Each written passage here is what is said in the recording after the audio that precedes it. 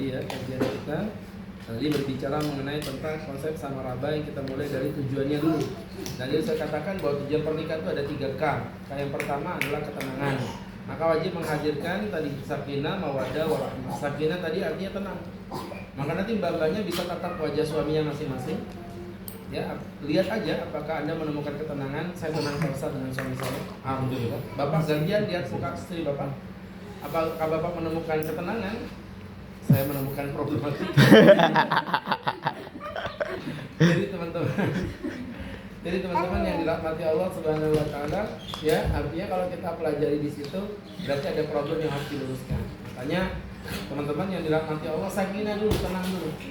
Dan kalau ngomongin sakinah ya teman-teman ya, ini mohon maaf ya, nggak ada urusan soal masalah cantik atau jelek, nggak bisa ditebak. Saya alhamdulillah ya udah berdakwah udah 20 tahun itu. Profil pribadi yang unik. Kayak kemarin itu contohnya ada seorang perempuan yang cuan beneran, pol cantiknya. Dan itu ketepatan murid saya dari masih muda sampai nikah. Dan waktu itu saya dikenalkan suaminya. Pak Ustadz, ini suami saya. Nah suaminya tuh luar biasa. Serius, nggak bercanda. Nah saya tuh cuma ketawa aja. Saya nggak ketawa, nggak cuma gini aja. Gitu aja. Kayaknya dia tersinggung tuh ya kan. Dia bilang gini, Ustadz, saya tahu Ustadz batin apa. Pasti Ustadz lagi ngomong kan kalau perempuan cantik kok suaminya jelek. Saya nggak buta kan. Saya tahu suami saya itu jelek. Saya juga nggak kena pelet kan. Saya sadar kalau saya cantik, saya bisa cari dengan yang lebih ganteng dari dia. Tapi punten tar, lihat jawabannya dia. Tapi punten tar, ketika menatap wajahnya ada ketenangan yang tak bisa diucapkan dengan kata-kata. Masya Allah. Ini kejadian nyata loh teman-teman ya. Dan itu cerita istri saya sendiri. Jadi Iya. ya, itu bukti ya. Bahwa memang di saat tampan sudah tak berguna, disitulah pelet mulai berguna. Ya. Nah, pelet kan halal loh, melet perempuan kan nggak apa-apa kan, dia nggak apa-apa ya. Melet. Kalau melet itu burung yang liurnya mahal mbak ya. Walet. Walet yang buat ikat bungkusan itu. Karet. Karet kan dudukin ini. Karpet. Karpet di luar yang diinjek-injek itu. Oke. Kaset buat merekam suara. Kaset. Kaset bukannya di dalam toilet itu. Toilet. Koslet. Kloset. Gak apa-apa, saya mau ngetes kalian hidup apa mati gitu. Alhamdulillah hidup gitu. Maksudnya ternyata hidup semua. Alhamdulillah. Lillah. Jadi teman-teman begitu ya. Itu namanya sakinah, ada ketentraman. Buat apa kalian nikah dengan cowok ganteng kalau hidup kalian menderita? Loh iya, aku stres tak punya suami ganteng. Kok bisa? Ya iya Pak Ustadz, gara-gara ganteng aku tuh kepikiran jangan-jangan digodain sama tetanggaku, digodain sama mantannya. Tapi alhamdulillah suamiku jelek. Walaupun jelek, dia tuh laki-laki yang amanah. Kok yakin? Ya iya Pak Ustadz, gak ada yang mau sama dia kecuali saya. Saya juga wanita tersesat yang jatuh cinta kepadanya. Jadi artinya yang dicari ketenangan dulu. K-nya poin pertama, bukan kegantengan, ketenangan. Nah setelah ketenangan baru K yang kedua, keturunan. Jadi kalau udah punya anak, makin sempurna tuh tujuan pernikahan. Makanya sering saya tuh kalau nasihatin perempuan-perempuan yang dizolimi oleh suaminya dalam pernikahan itu ya. Ada kan perempuan-perempuan yang Masya Allah udah gak dikasih nafkah, disuruh kerja, suaminya cuma main game PUBG, sambil ngerokok, ngopi, ya. Ada perempuan yang begitu tuh, udah gitu suka mukul lagi, Masya Allah. Saya bilang sama mbaknya itu, Mbak, kalau suami kamu ngambil hartamu, kamu gak usah emosi. Kalau pelakornya ngambil suamimu, biarin aja. Tapi ingat satu ya, jangan pernah kamu lepaskan yang paling mahal. Apa anakmu?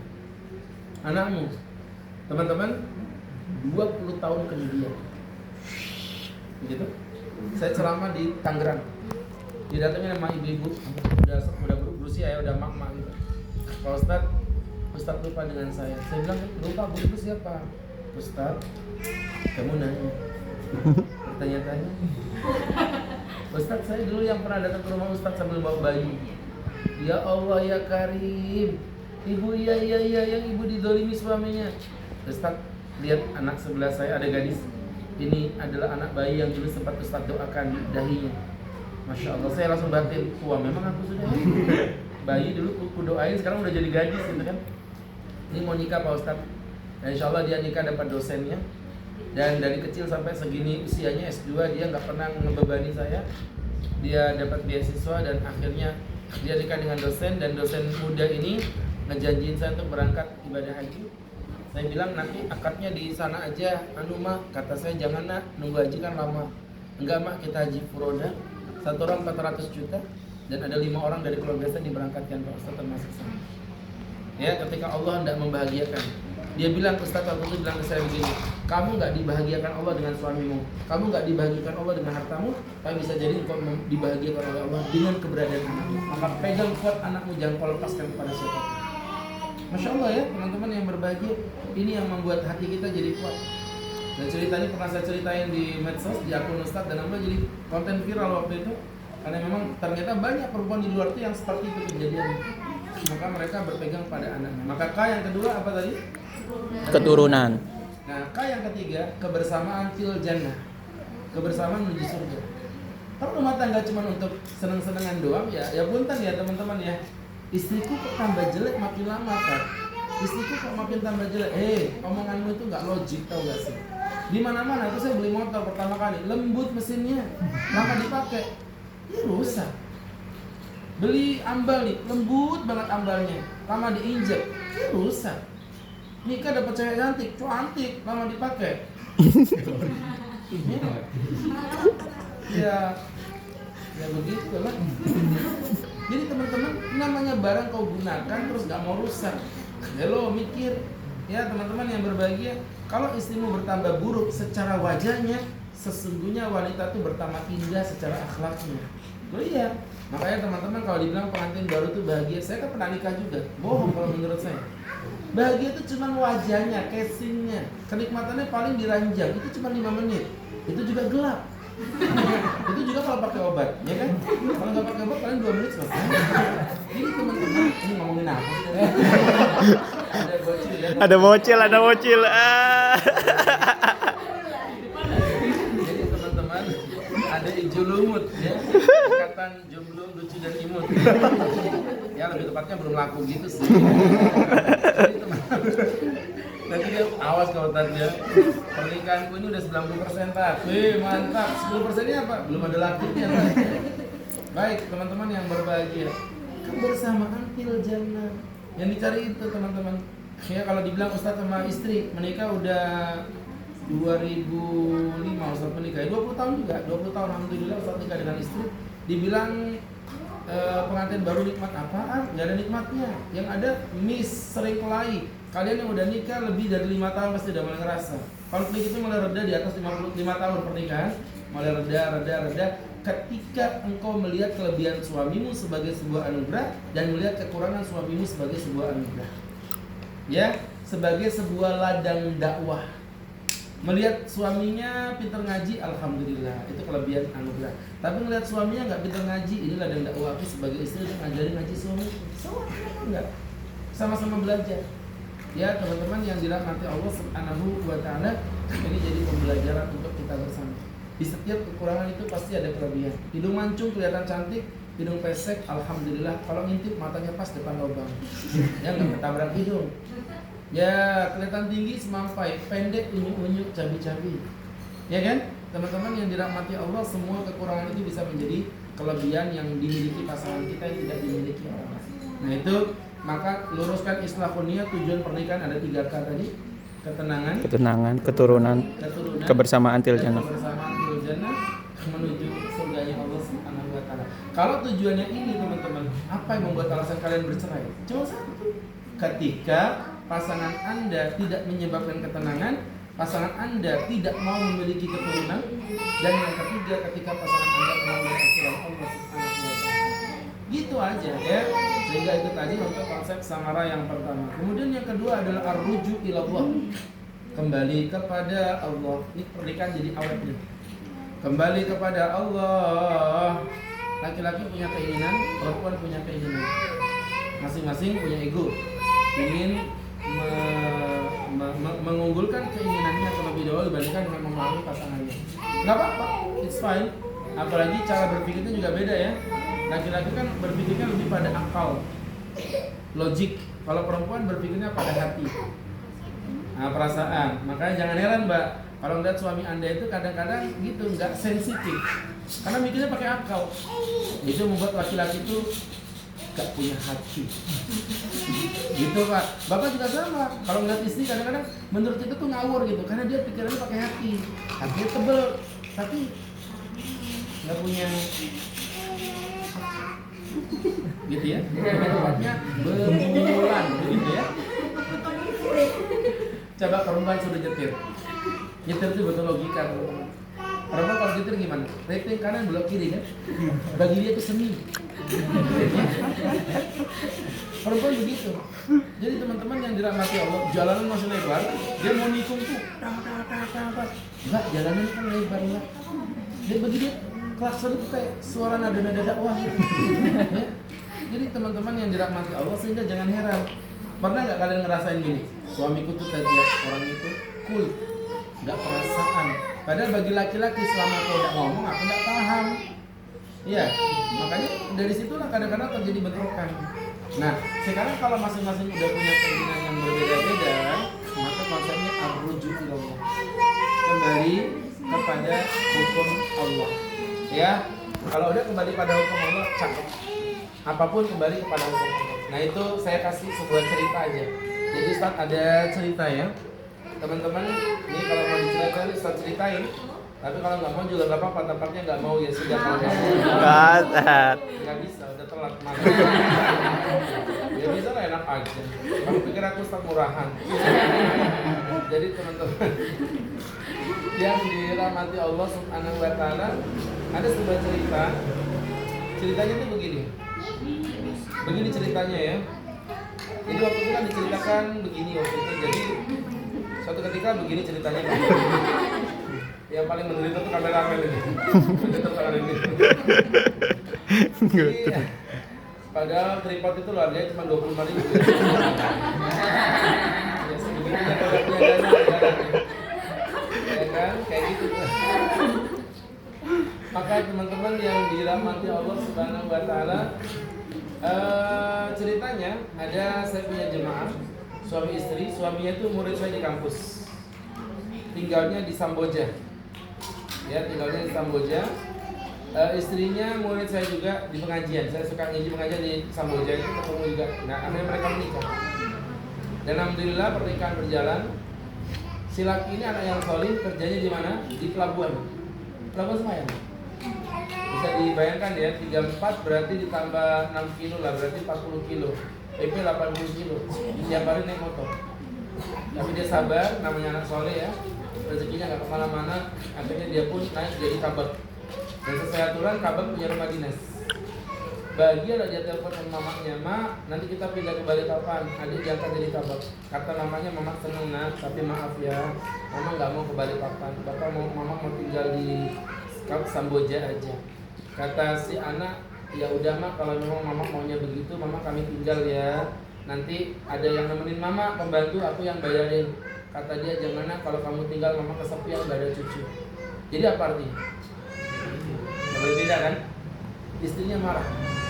Istrinya yang sudah membayangkan makan jagung bakar di Melawai, makan soto Makassar di belakang Landasan, ikan bakar di belakang Pandansari, pentol salmi bakar di Taman 3 Generasi. Apa jadi kayak wisata kuliner? Ya, sakit hati loh dia.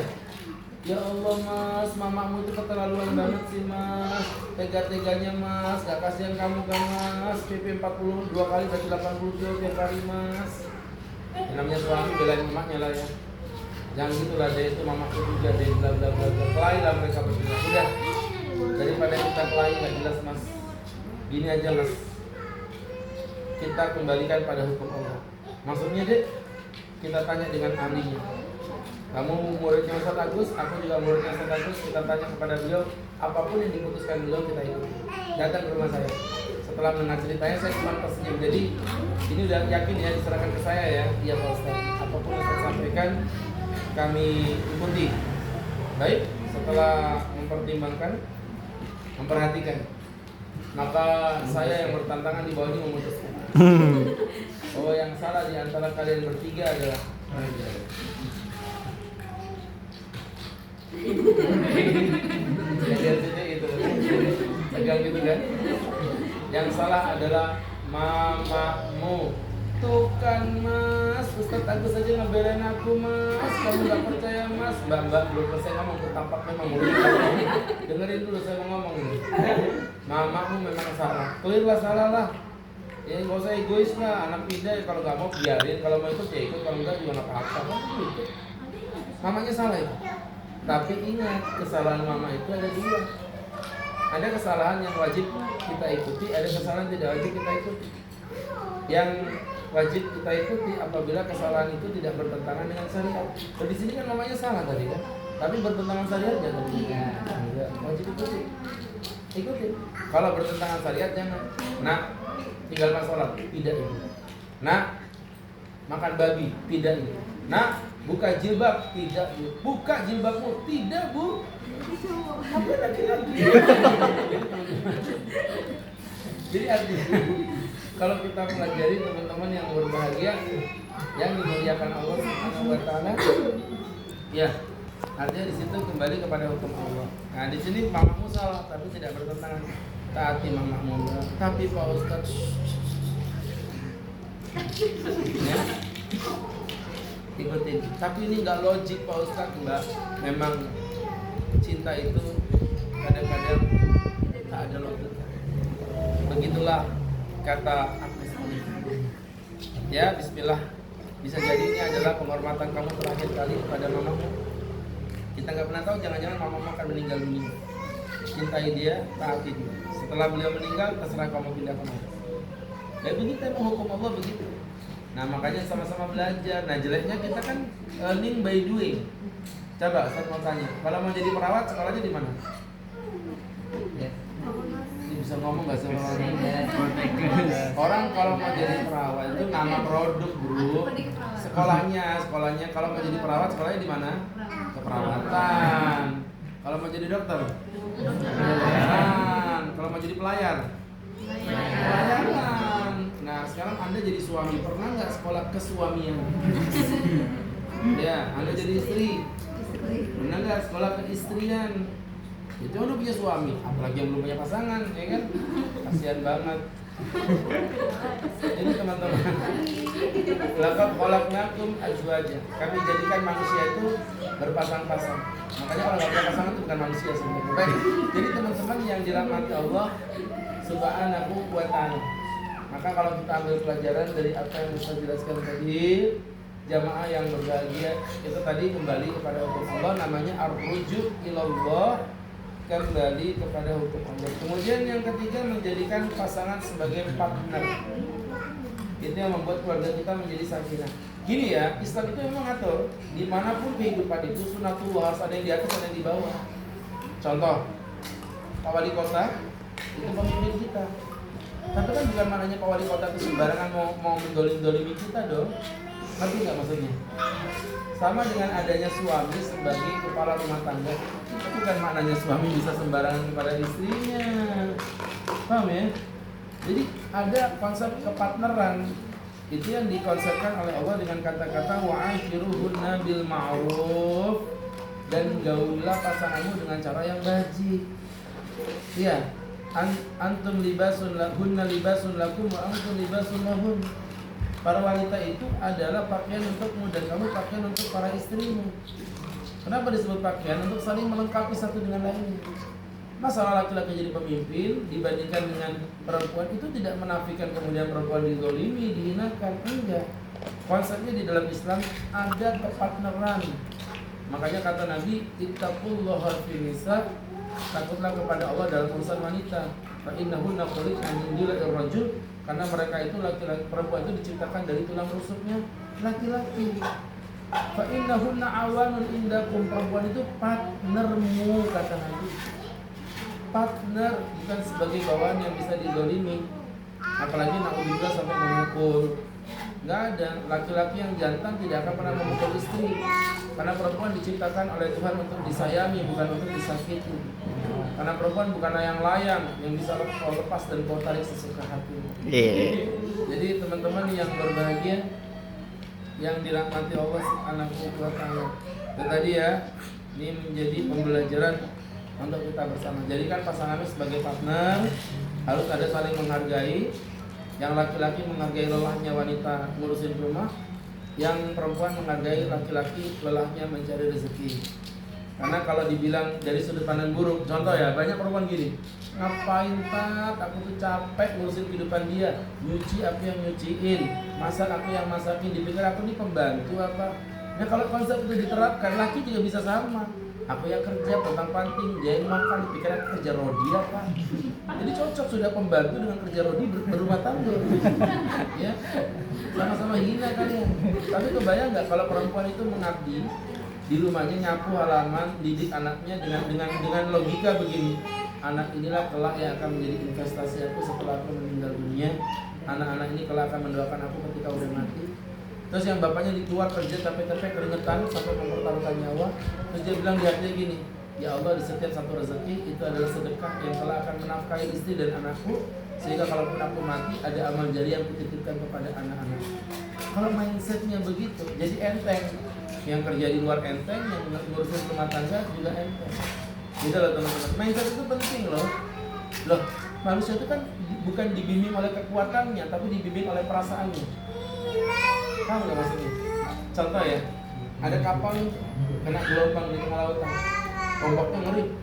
Akhirnya waktu itu sudah disampaikan nakoda, jangan ada yang berdiri di samping pagar. Tapi ada nenek-nenek iseng, dia selfie, cekrek, kena gelombang, jatuh lah dia ke pantai, ke lautan itu. Karena ombaknya begitu, tidak ada satupun ABK aja nggak berani nolongin. Di tengah ketegangan itu orang cuma ternganga aja. Disitulah ada seorang pemuda jebur, luar biasa dengan begitu heroik, diselamatkan oleh nenek-nenek, diangkat ke atas, orang bertepuk tangan semuanya. Ih bapak berani sekali di tengah ombak yang seperti ini, bapak hero. Kata beliau, kurang ajar, siapa dorong aku dari belakang? Ngerti maksudnya? Andai kata mindsetnya tidak diluruskan, dia nggak akan berani nolongkan. Tapi ketika dia udah kali nyebur, dia ke bawah panggung, si nolong si neneknya tadi. Jadi keberanian itu baru muncul ketika mindset itu ada lurus. Nah rumah tangga juga begitu. Gak bakal indah kalau mindsetmu udah salah. Aku nyuci baju, dipikir aku tukang laundry. Nyuci baju suaminya marah. Nanti kalau suaminya dicuci sama perempuan lain, emosi. Gimana sih? Ya, maka sayangilah suamimu sebelum disayangi oleh janda-janda sebelah rumah. Waspadalah, janda semakin tertekan. Ya, yang perawan memang lebih menawan, tapi yang janda sungguh lebih menggoda. Ya, jadi teman-teman, kuda yang mana? Tuh kan para pecinta janda udah ketawa. Jadi teman-teman yang dirahmati Allah Subhanahu wa Ta'ala, begitu konsepnya ya, itu namanya kepartneran. Itu konsep yang ketiga. Yang keempat, keuangan yang sehat. Nah, orang timur tuh paling aib ngomongin uang. Padahal kalau mau punya rumah tangga yang sakinah, mawaddah warahmah, mustahil bisa terjadi tanpa adanya uang yang cukup, teman-teman. Ini rumah tangga, ini bukan ular tangga. Rumah tangga butuh dana. Aku menerima kamu apa adanya. Itu hanya berlaku pada 3 bulan yang pertama. Ya, pada 3 bulan berikutnya, teman-teman yang dirahmati Allah, rumah tangga ini wajib ada dana yang mencukupinya. Maka cerdas dana dari dua sisi. Suaminya mati-matian cari uang untuk membahagiakan istri, istrinya mensyukuri apapun yang dibawa suami walaupun tidak sesuai dengan ekspektasi. Itu kalau ada, rumah tangganya awet. Tapi kalau enggak, ya nggak bisa. Ada perempuan yang nggak pernah bersyukur.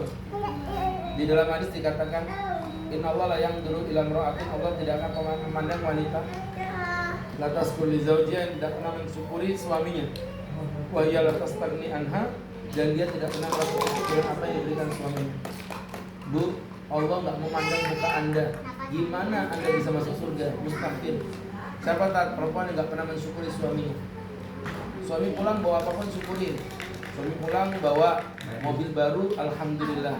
Kok cuma bawa motor baru, tetap wajib alhamdulillah. Kok gonceng istri baru, ini teman-teman yang berbagi. Disyukuri apapun yang dibawa suaminya. Saya pernah ketemu dengan orang bekerja di salah satu perusahaan minyak terkenal di Balikpapan ya. Cuma saya nggak mau sebut namanya. Inisialnya PHM. Jadi bukan yang bekerja. Teman-teman yang berbahagia, saya didatangi ke Ustadz, istri saya menggugat saya cerai. Kenapa mas? Dia bilang saya miskin. Kamu kerja di PHM kok miskin, berapa gajimu? Gaji saya memang nggak banyak Pak Ustadz. Saya hanya terima gaji 42 juta per bulan. Jadi ada laki-laki bergaji 42 juta, istrinya minta cerai karena ngerasa miskin. Bayangkan kalau perempuan ini ketemu sama kalian, minta apa kira-kira? Minta ampun. Apalagi ketemu Ustadz, minta dirupiah memang itu. Jadi teman-teman, ya Allah, ada begitu. Tapi sebaliknya ya, mohon maaf, ada perempuan yang suaminya itu hidup sebatang kara, maksudnya salah wajarnya, kerja juga tukang sampah, mohon maaf. Tapi suami pulang, disambut say, udah pulang kamu say. Ya Allah ma, kamu manggil bapak sayang, bukan saya yang rajin. Jadi teman-teman yang dirahmati Allah Subhanahu wa ta'ala. Sebaliknya, istrinya bersyukur, tapi suaminya nggak mau kerja. Ya nggak bisa. Jadi dua-duanya jalan ya, cerdas keuangan. Ini saya omongin di awal ya, biar clear aja, nggak kebanyakan gaya.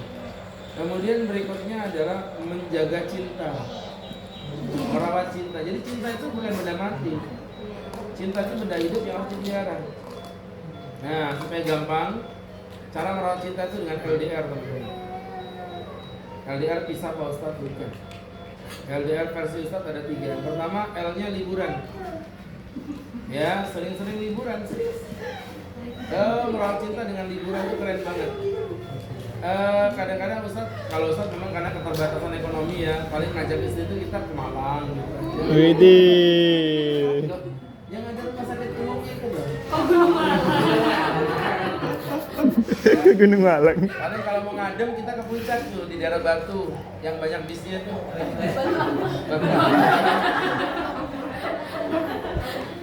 Orang jalan-jalan. Terus saya tuh sering ngajak istri, "Mi, kita ke Penajam ya, ngapain di naik laptop?" Ke rumah siapa? Kita nggak punya saudara di sana, nggak apa-apa, jalan-jalan aja. Naik laptop gitu aja, pulang lagi. Terus dia berdiri di depan, kita pulang dari belakang. Widih. Romantis gak mesti ke Paris ya. Romantis itu cukup duduk teman-teman di pinggir pantai sambil murojaah Quran. Kalau baca isi salah, Umi salah, diulangi lagi, Umi salah, sekali lagi salah, alicin keningmu, salah-salah aja gitu. Itu dasar ketijilan ya. Baik teman-teman yang dirahmati Allah Subhanahu wa ta'ala. Yang kedua batat dandan. Perempuan tuh nggak ada yang jelek loh mbak. Yang ada itu ada yang dirawat sama nggak dirawat gitu aja. Saya ini udah kenyang nemuin kasus perselingkuhan itu.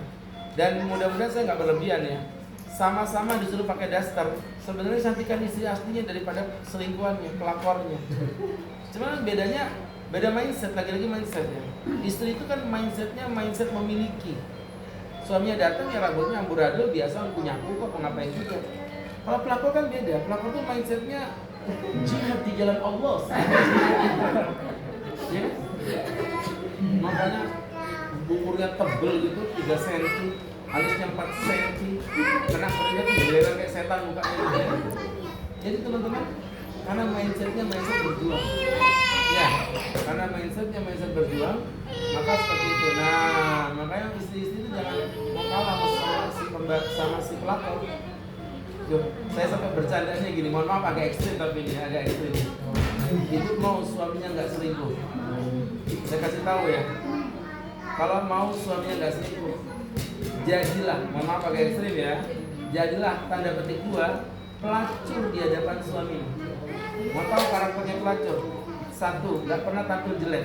Saya belum pernah ketemu pelacur pakai daster itu, rambutnya acak-acakan, pakai roll itu yang muter-muter itu, mukanya kena bubur itu, bubur yang putih itu belum pernah. Saya ketemu pelacur pasti cantik. Ya, 1, maka jadilah seorang pelacur dari suami dan yang benar depan suami. Yang kedua, pelacur bahasanya selalu lunak. Bang, mampir bang, ayolah bang. Ya, sedat 100.000 kena gigi uang kembali bang. Ini mesti dikenalin. Sedapnya loh mas, Coca-Cola Sprint Fanta ini loh mas ya. Jadi teman-teman yang berbahagia, kenapa istri nggak begitu? Apa? Kamu ngapain kesini? Aku udah bosan lihat kamu. Ya pantesan suamimu kawin lagi itu ya. ngomong sama suami yang enak. Kemudian yang ketiga, nggak pernah nolak berhubungan. Saya belum pernah ketemu pelacur nolak berhubungan, walaupun udah 15 kali. Pelanggannya udah 15 kali, dia tetap menerima itu ya. Nah, seorang istri juga begitu. Ya, pelacur apa namanya, kicil di hadapan pelanggannya, dosa. Anda kicil di hadapan suami dapat pahala. Harusnya Anda yang lebih kicil di hadapan suami dibandingkan pelacur di hadapan pelanggan. Ya, itu poinnya. Kemudian LDR, yang terakhir itu romantisme. Merawat cinta dengan romantis, dengan bahasa-bahasa yang ringan. Ya Allah, orang romantis. Ustaz tuh pulang dari pengajian, Ami, ada apa Mi? Bentar Mi, coba kamu keluar Mi. Ada apa? Kamu lihat di atas langit itu gak ada bintang. Ya kan mendung Abi, enggak Mi. Bintangnya ngumpul di matamu.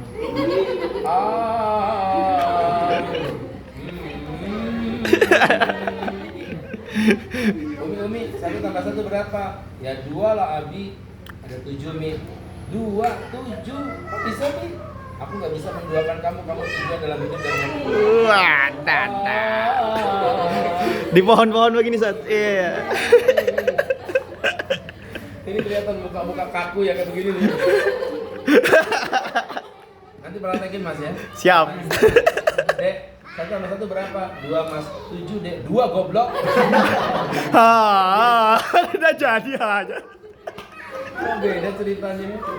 Jadi begitu teman-teman ya. Romantismenya dijaga. Dan yang terakhir, teman-teman yang dirahmati Allah, ini yang paling penting ya. Hindari kata cerai. Mau kelahi aja, mau marah aja. Banting pintu, banting silakan. Asalkan pintu Anda sendiri, bukan pintu tetangga Anda, ya. Tapi jangan pernah ucapkan kata-kata cerai karena pasti akan berakhir dengan penyesalan. Dan cerai itu bukannya boleh, tak boleh. Ketika cerai itu dipikirkan sehingga menjadi keputusan, bukan menjadi sebuah perasaan. Sekarang kan cerai itu jadi perasaan. Makanya kenapa cerai itu hanya diberikan Allah kepada laki-laki? Karena laki-laki itu mikir. Laki-laki dikit-dikit cerai, berarti laki-laki nggak punya otak, nggak mikir gitu namanya. Ada efeknya dalam perceraian, begitu ya. Baik teman-teman yang berbagi tadi poin-poin mengenai tentang konsep samaraga, sakinah, mawaddah, warahmah, wabarakatuh. Mudah-mudahan bisa menjadi motivasi buat teman-teman semua ya. Dalam kajian apa namanya ini, belum ada nama. Jadi dalam kajian unnama. Oh iya, aneh. Tidak ada nama. Telepon nggak ada namanya kan unnama.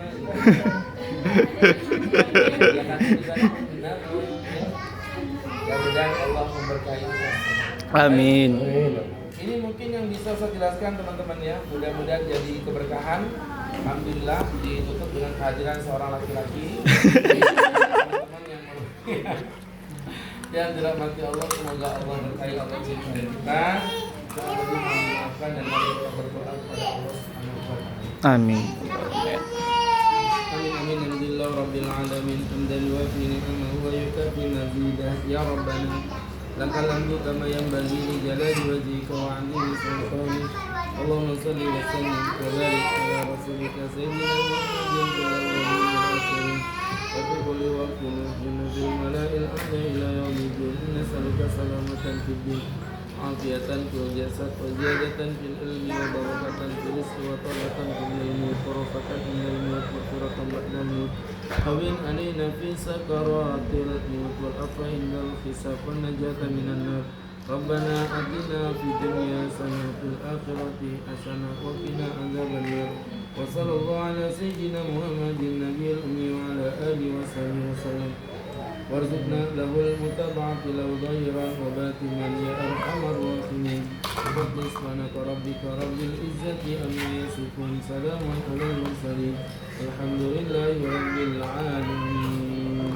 Terima kasih, semoga bermanfaat. Barakallahu fiik, billahi taufiq wal hidayah.